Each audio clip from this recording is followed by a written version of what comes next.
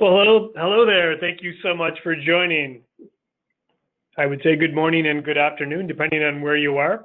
I see a couple more people just trickling in, so we're going to wait just a few more seconds before we start in here.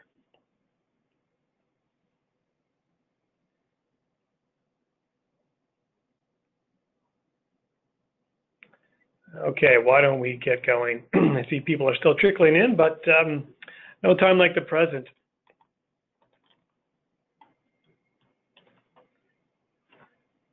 So once again, thank you so much for joining. Welcome to today's webinar. My name is Jason Hillier. I'm the Vice President of Product Management, and I am an expedition leader at Arctic Kingdom. Today we're going to be talking about our 2019 Narwhal and Polar Bear Safari.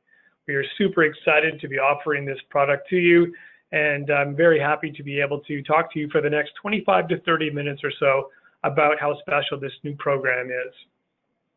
For the duration of this webinar, you will be on mute. Excuse me. You have the ability to ask questions. You can type them in to the little chat window, and should time allow, I will answer your questions at the end of the webinar. If I do run out of time, I will get back to you personally within the next 24 hours and attempt to answer your questions for you. So let's jump right in.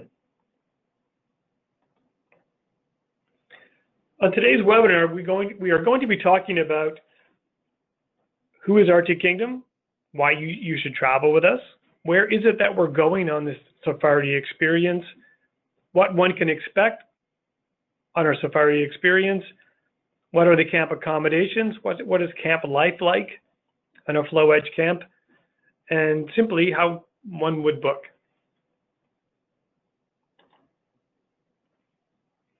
So a little bit about Arctic Kingdom. We are the global leader in land-based travel and custom experiences in the Arctic. We are the pioneers of the Arctic Safari, and we've been doing these types of adventures, these types of expedition-style trips in the Arctic and across the Arctic for the better part of almost 20 years now. The types of trips we run are for tourists, for filmmakers, and scientific researchers. One real neat and interesting and differentiating fact about Arctic Kingdom, unlike any other tour operator, we offer a polar bear tour virtually year-round. We start our programming in March, and we run trips throughout the Arctic at various different times, right up until the end of November.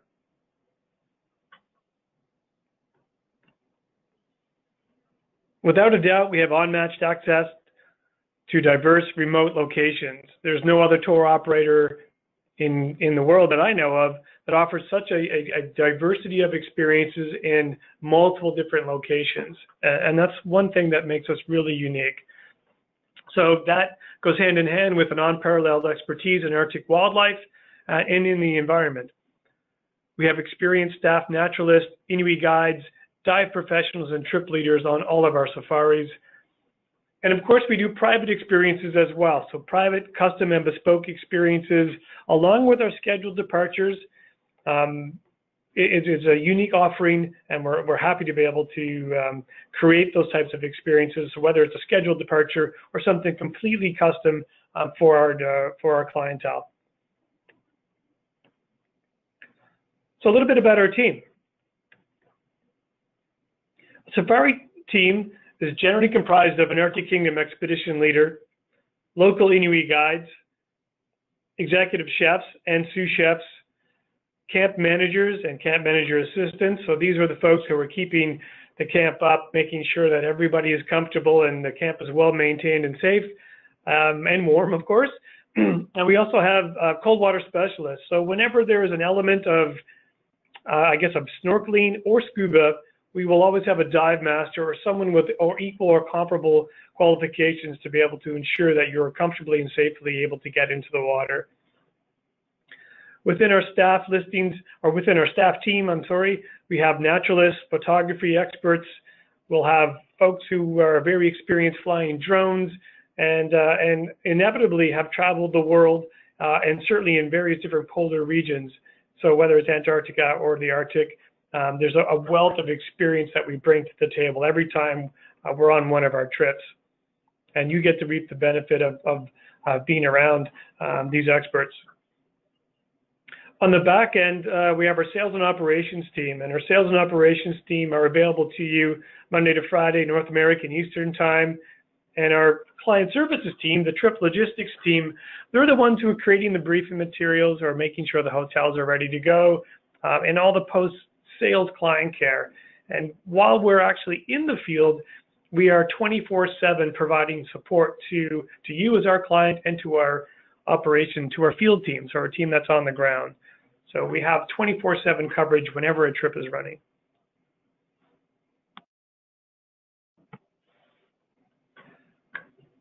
So without further ado, let's jump in. Let's start talking about our Narwhal and Polar Bear Safari.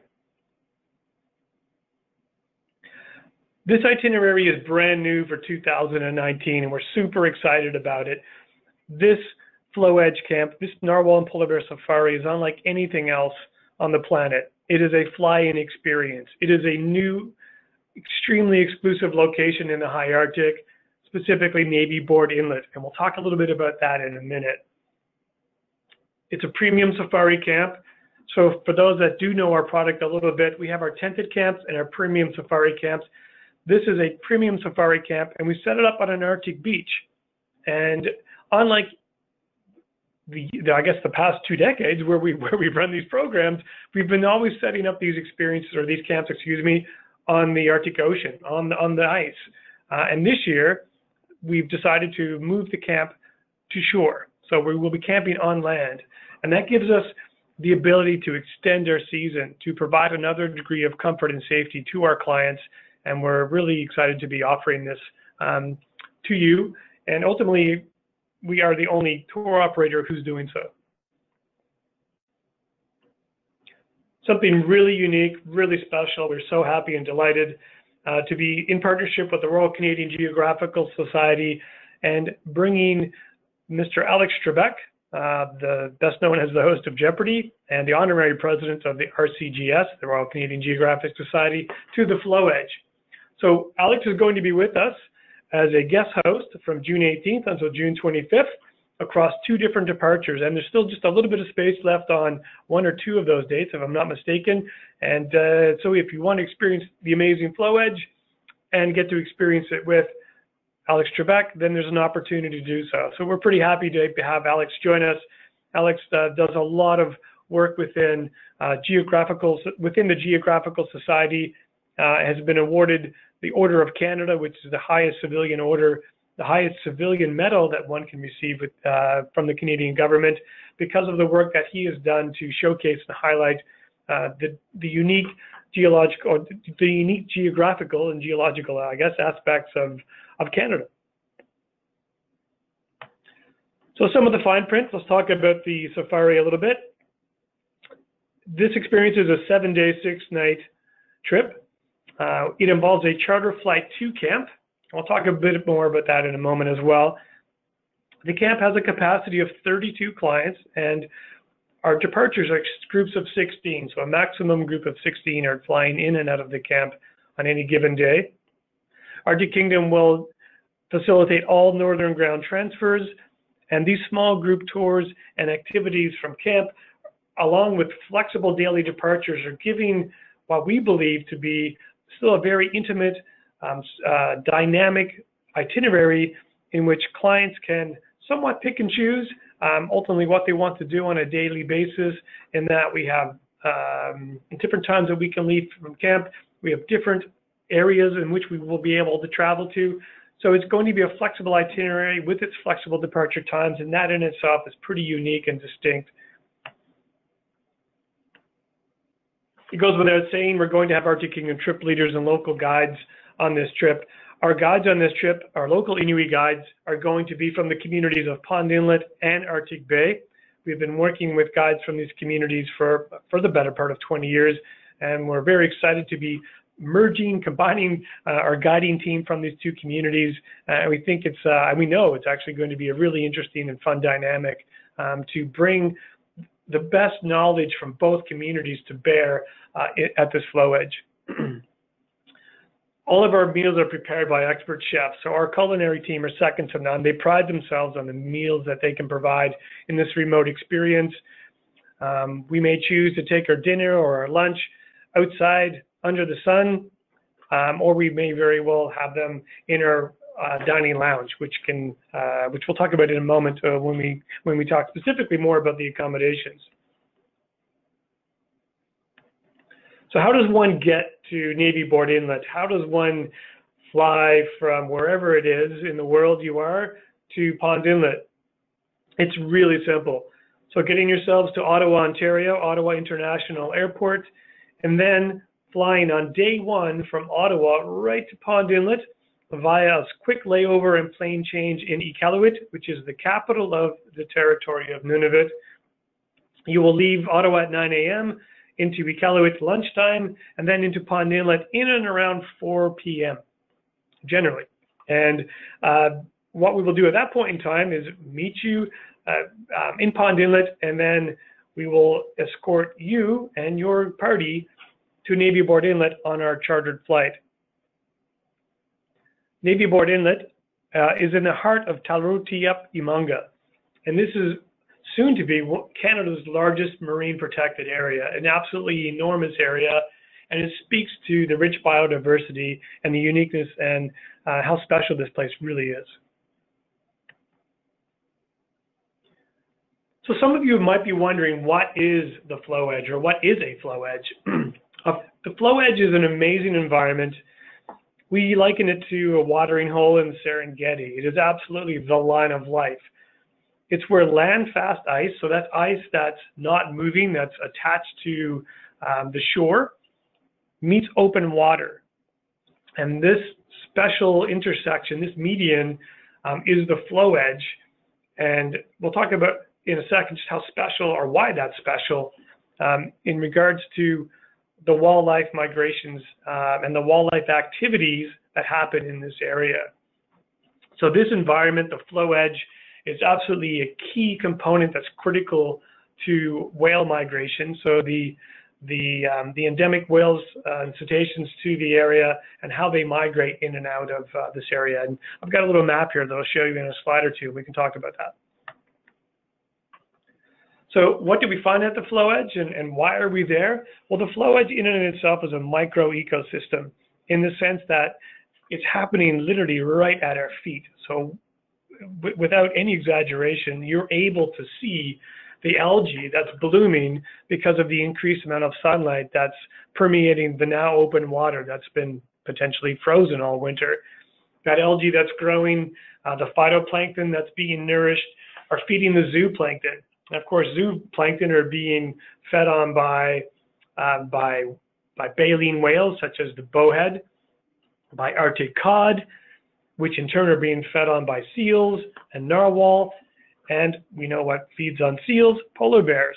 So this little food chain here that you're seeing shows a direct path of consumption, but at the end of the day shows as well some of the most iconic species that we're going to be able to see at the flow edge. It's a really special place, and I can't stress that enough. I've been to many flow edges over many years, and without a doubt, it continues I continue to be enthralled whenever I'm there, because just being able to see the algae and the plankton and the life that's right literally there in front of you, and to see the seals and the fish and the birds, it all sort of comes together very quickly. You don't have to search it out. It's right in front of you. So here's that map I talked about, Lancaster Sound. So if you look at that map, you're seeing a red star almost dead center in the middle, but just a little bit south of center, I guess. That's where the camp will be. This area in Lancaster Sound, this camp is in the Lancaster Sound area, and specifically within Navy Board Inlet. And Navy Board Inlet is that little line of water there that's sort of south from that star and traveling into Eclipse Sound in the Pond Inlet area. Lancaster Sound, though a big body of water, is the second most dense polar bear population in the world. And that's super exciting because we love seeing the polar bears and doing what they do up there. 75% of the world's narwhal rely on Lancaster Sound, and those bowhead and those narwhal, the 6,000 plus bowhead that are in Baffin Bay and overwintering in the Polyneas there, are migrating into Lancaster Sound and traveling up along floe edges, the floe edges of Lancaster Sound, Navy Board Inlet, Button Point and Admiralty Inlet, and other areas, because ultimately that's where life is resurrecting itself in the Arctic come the spring. It goes without saying that if you're a birder, this is a birder's paradise with over 30 species and millions of migratory birds returning to this area at this time of year. So it's different species that are coming to nest in the spring, to raise their young, to eventually migrate south once again. But at this time of year, the floe edge is full of birds, and there won't be a day go by where we're not going to see hundreds of birds of various different species. So the next few shots show you what's representative of a normal floe edge. And again, remember, it's that open water, meaning that land fast ice. And the next few shots show you the various different lights that are light, I guess, it's lighting that one would have at the floe edge. We've got our early morning light, beautiful soft pastels, just gorgeous colors. And then we've got our midday sun, when the sun is 24 hours a day, but it's almost directly overhead, or it is directly overhead, providing this type of beautiful, crisp view that one can have. And then transitioning into a low light in the evening times. And I mentioned the pastels, and maybe not so evident in this picture, but I can assure you that the yellows and the pinks and the oranges that one will see here they're breathtaking. And I never tire of looking at the sun, at 2 or 3 in the morning and just seeing the gorgeous colors that are out there. It's a photographer's dream come true. Certainly a landscape photographer's dream come true. So the next shot shows the floe edge as well. And this is a phenomenon that we're absolutely likely to see on a very regular basis. And this is an overcast situation, but this is a day where pack ice has moved up against the floe edge, and that may be because of wind or tide. But within an hour or two, or maybe a few hours, this pack ice can certainly move off again. So this picture and the little story I'm telling about it is meant to show that it's a really dynamic environment, and it's very fluid. And sometimes you don't know what the floe edge is going to be like until you get there. I think in the picture, this picture here shows obviously pack ice up against the floe edge, but an hour's time from now, it might be a completely clean floe edge. It's a very dynamic, all of this ice is always moving. So we might have a beautiful clean floe edge at any time. This next slide here shows you a little bit about the wildlife and some of the research that's gone on in Talariotep-Imanga and in this Lancaster Sound area. These are tracks of narwhal that have been tagged by fisheries and ocean scientists, and it just shows the migration route down through Navy Board Inlet, and that's working from north to south here. I'm going to try a little fancy technology, just showing you that this area is a traditional migration track into Eclipse Sound and Tremblay Sound for these whales. This is Lancaster Sound up here, getting over towards the Admiralty Inlet floe edge for some of these narwhal that are tracking as well.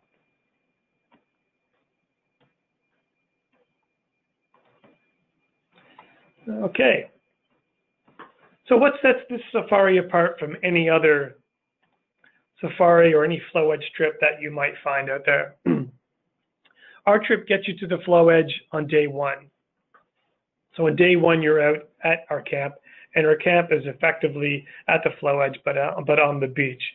So traditionally, floe edge camps involve a long commute from a community by a snowmobile to a base camp.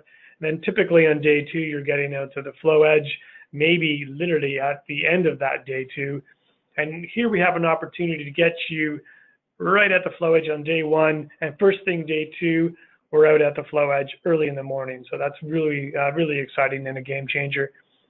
High staff to guest ratio 4:1, with flexible daily departure times from camp. So whether you choose to do an afternoon departure out to the floe edge for the afternoon, come back for a beautiful gourmet dinner, or maybe you want to travel after dinner for a couple hours to the floe edge to get some of those softer lights, then that's available to you. And we even have an early bird departure from camp as well.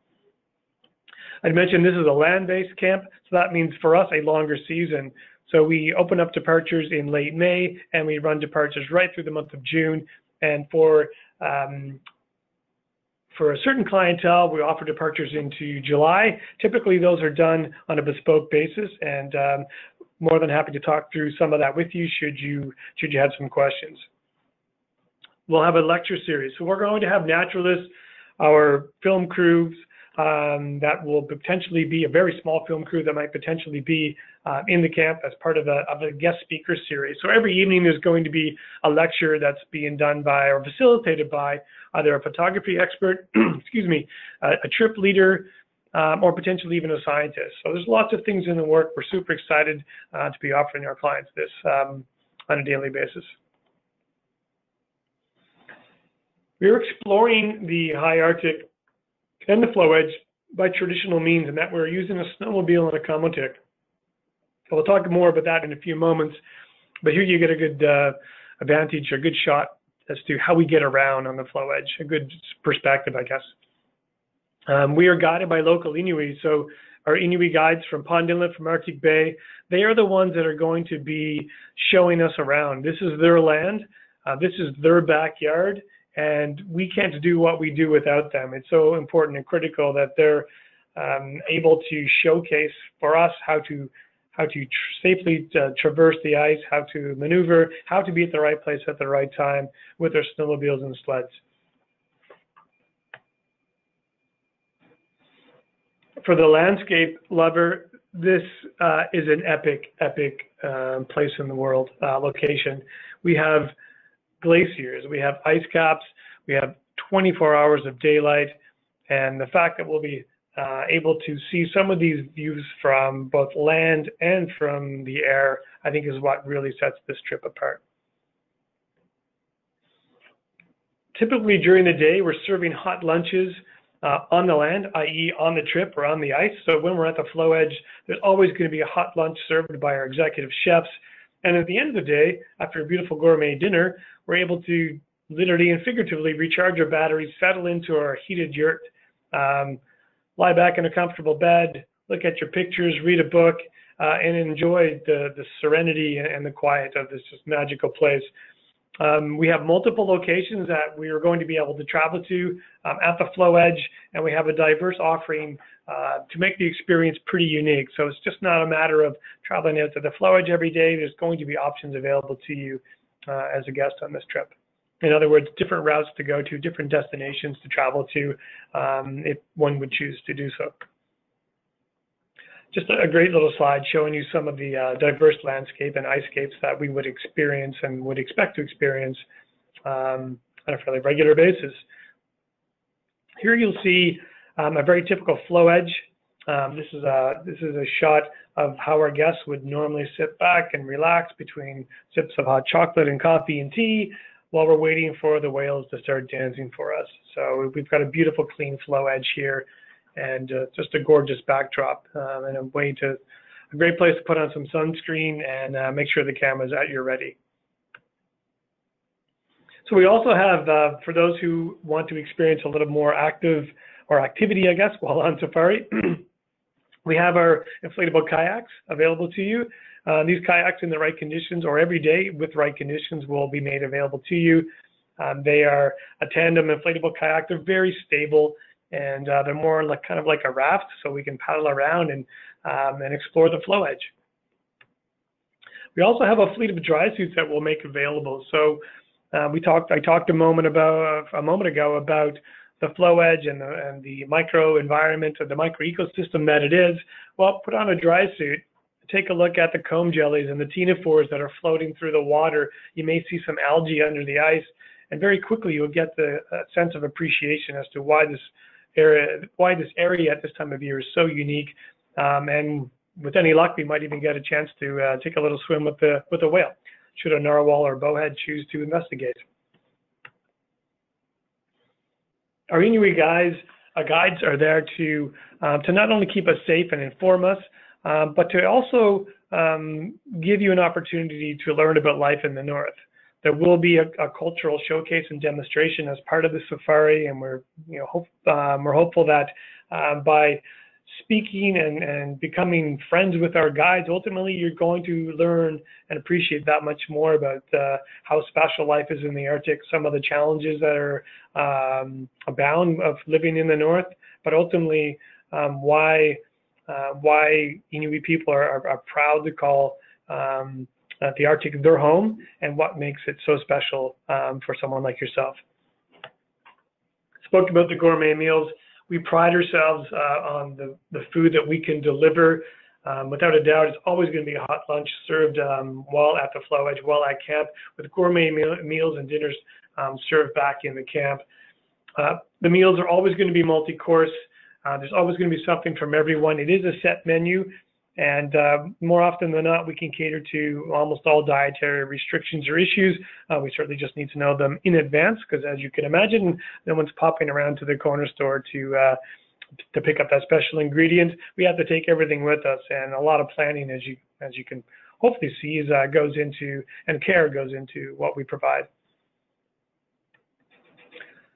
So inevitably, people are always asking, what's it going to be like? Am I going to be frozen?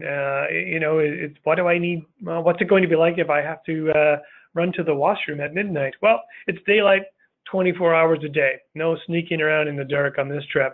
And the temperatures range. They range typically from -5 to +10. And this is obviously in Celsius, so just a little bit below freezing to a little bit above freezing.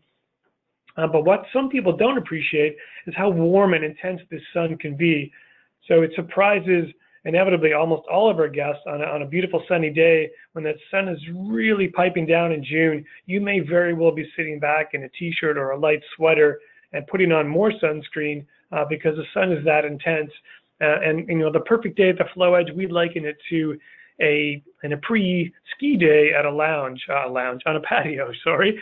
You're sitting back, there's snow everywhere, but that sun is super intense come the spring, so a spring skiing patio day, yeah, I guess we can equate that to a Floe Edge beautiful day. And I certainly have had those experiences myself, and I hope that you'd be able to have the same. So getting around by air, we are using a chartered turbo otter, and that turbo otter is one that we've been using for years on multiple different programs, and we're happy to be using this aircraft because of its reliability, because of its safety, and ultimately its ability to be very dynamic and versatile in the North. Flying over Eclipse Sound is something that's really amazing, and so you'll be treated to panoramic vistas just like you see on this slide. And this picture of the plane, which is the single turbo otter, it's a de Havilland aircraft. It's one that this shot was actually taken in Navy Board Inlet just a couple of years ago, giving you a sense of where the camp will be set up and how unique this location is really going to be. So I mentioned a little bit about the Comatic and the sled, sorry, the Comatic and the Iglootuk. These traditional Inuit sleds are all held together by rope. They are 24 feet long, so what's that, 6-7 meters. Typically in length. There are no nails in these things. They flex, they're dynamic. They are custom made for us. The Iglootuk, that is, I should say. The Iglootuk, that's the little caboose that sits on top of the sled, the Comatic. And in that caboose, in that Iglootuk, there are 2 suspension seats. So our clients are comfortably seated. There's storage in the front of the Iglootuk to protect your gear and to give you a little windscreen to protect you from the elements as well. At the end of the day, the Floe Edge is very close to our camp, or should be very close to our camp, and we expect the travel and commute times to be fairly minimal from the camp to the Floe Edge, probably no more than 30 to 45 minutes. So a little bit more about the accommodations. As I mentioned, this is our premium safari camp. It will be on an Arctic beach, so on land. The camp accommodates up to 32 guests. We've separated our dining and lounge tents. So in the past, if you know our product or if you've traveled with us before, we combined our dining tent and kind of our kitchen tent into one. But what we've done this year is we've opened up, or I guess specifically designated that large tent, that 35-foot tent, into a dining room, and we have a second one that's going to be our lounge. So the lounge is going to be one that's where we do ultimately our presentations at the end of the day, and we're super excited to be able to offer that to you. A little bit about the sleep yurt, just really quickly. These are Arctic yurts. They're specifically made for Arctic Kingdom. They are insulated. They have blackout windows, a lockable door. We have twin or king beds with duvets and linens. There is an in-yurt charging station in that you can plug in all of your electronics. There's a large table across the back. They're organizing cubicles. They're hanging little cubicles to organize your clothes and your gear. And they're quite comfortable and spacious. Just a quick shot here of our lounge. This is, this is the dining room. I apologize, not the lounge, but it will be heated, comfortably can seat up to 40 different people at any given time to feed our delicious meals to. So let's talk a little bit about the iconic wildlife. And I want to, over the next few slides, just introduce you to some of the species of animals that we expect to encounter on this trip. As I'd mentioned, millions of migratory seabirds are making the Floe edge of Lancaster Sound and the high Arctic their home in the summer months. Excuse me. So whether it is the black-winged guillemot, whether it is an eider duck, or the common murre, these are birds that are migrating to the Floe edge and at this time of year and in huge numbers. And so we expect to see some pretty amazing populations of these and other species of birds literally quite at our feet. Of course, the iconic polar bear. I talked about this being a very dense area, very dense polar bear population. So we're going to be able to see polar bears, whether it's after predating on seals or just lounging about. These super inquisitive animals are omnipresent at the Floe edge, and we expect to be able to see them in various different locations, i.e. on pack ice, on the Floe edge, at a crack, at a lead, maybe even at a seal hole. One of the whale species that we will see on the Floe edge is the bowhead, the canary of the sea. So when we drop that hydrophone down in the water, you're going to hear all sorts of amazing sounds, and more often than not, it's going to be a beluga or a seal that's quite loud.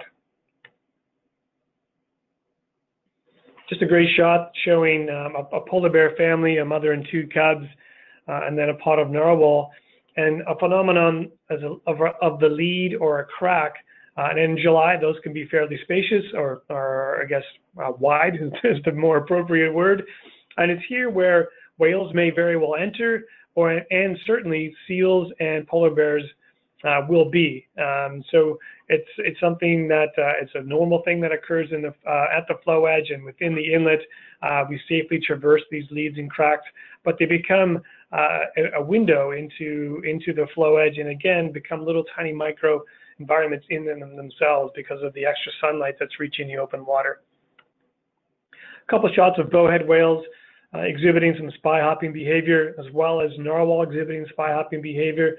This is fairly normal for us to see in the sense that the narwhal's coming up to take a look, see what's happening, assess the situation for ice conditions, and then playfully tusking. So crossing their tusks, which is their tooth, is something that we expect to see on a fairly regular basis from narwhal in the area. It's something that's fairly reliable when narwhal are around us, and it's behavior that's not quite known, but it's been well documented. It's whether it's a part of their social bonding or whether it's part of a mating behavior. I think it's somewhat up in the air right now, but the more that we watch, the more that we enjoy certainly seeing it. So getting to the last couple of slides here, how does one book oneself on this safari experience? Well, there's a couple different ways to do that. Certainly speaking to your travel advisor is one of the easiest ways to book this trip, or simply contacting our sales team.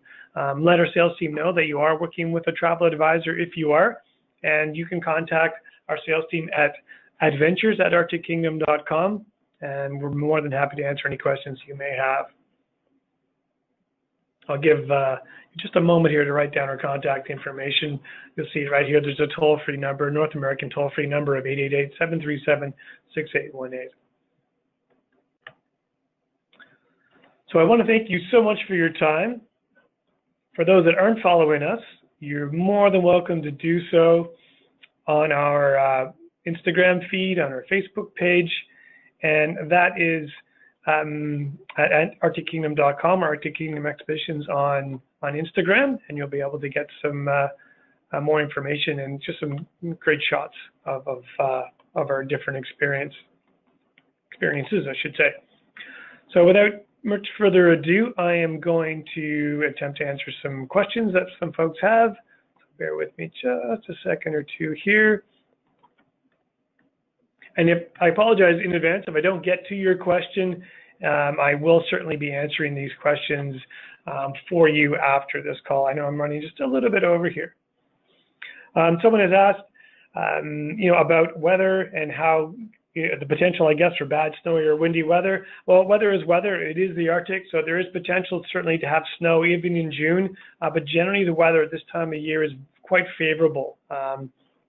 So we expect some beautiful sunny days. And have we ever not seen a narwhal on our trip? I've never not seen a narwhal on a floe edge experience. Obviously, the numbers will somewhat vary. I've seen as little as 2 or 3 narwhals in one day, and I have had days where I have literally seen hundreds and have not been able to count them in this area. So there's going to be a complete range or diversity, I guess, of numbers that we're going to be able to see. There's a question about how far the camp is from the floe edge. Well, the floe edge is never in the exact same place every single time, so it's to be determined. We're watching satellite imagery, and we're going to find out what it's like come April or May. But we don't expect the camp to be very far from the floe edge, hopefully no more than 10 or 12 kilometers. And so a very quick snowmobile trip to the floe edge every day. There's a question about having or sharing this webinar with friends. Absolutely. This webinar is going to be recorded. It will be made available to you. And if you've registered for or participated in this, then ultimately we will be providing that link to you. There's a questions about distance to medical facilities. The community of Pond Inlet and Arctic Bay both have nursing stations, but the major hospital is in Iqaluit, which is just several hours away. So we're no more than an hour away from the closest medical facility. The bathroom situation, it is shared washrooms, but there are en-suites available as well. We have the bathrooms are in the camp, and they're conveniently located close to the yurts. There's a question about scuba diving. Scuba diving is not going to be available in 2019 on this program, but in 2020 it will be. And if you have any specific questions, any more specific questions about scuba diving in this camp, please by all means reach out to our sales team. We're happy to answer those questions for you. We do provide a detailed packing list. There's a question about that, so we'll be happy to do that. And just as I scroll through some of these questions, I see there's a lot more other questions here that I'm just not going to probably have time to get to. I do apologize. I will certainly reach out to everyone who's asked a question here to make sure that they have the answers. And by all means, if there are other questions, please don't hesitate to reach out. I am so glad you're able to join me today. I hope you found this webinar informative. Hopefully it has piqued your interest. And at the end of the day, we're here to answer any more questions or thoughts or concerns that you have. Thank you so much once again for joining, and we'll talk to you very soon, I hope. Take care. All the best.